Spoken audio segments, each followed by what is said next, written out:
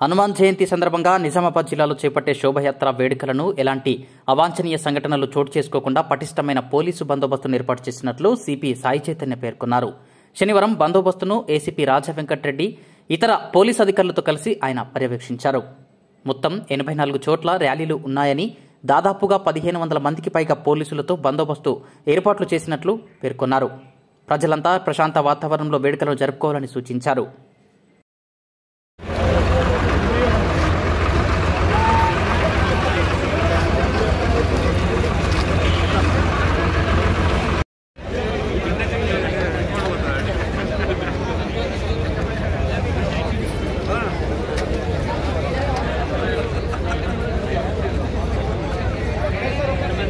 జయంతి 2025 భాగంగా ఇక్కడ మన నిజామాబాద్లో టోటల్ 84 ర్యాలీలు ఉన్నాయి.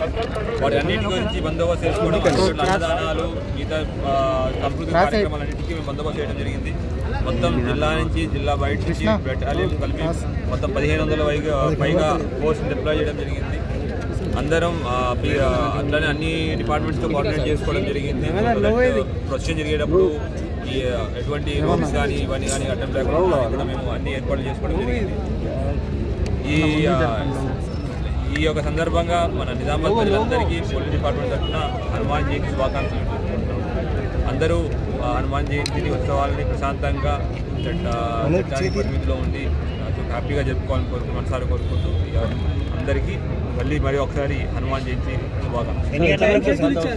ఆల్రెడీ చెప్పే కదండి, 1500 మందితో బందోబస్తు చేస్తున్నాము. మొత్తం మన నిజామాబాద్ పోలీసుతో పాటు బయట జిల్లాల నుంచి కూడా తీసుకోవడం జరిగింది. అట్లానే బెటాలియన్ కూడా తీసుకోవడం జరిగింది.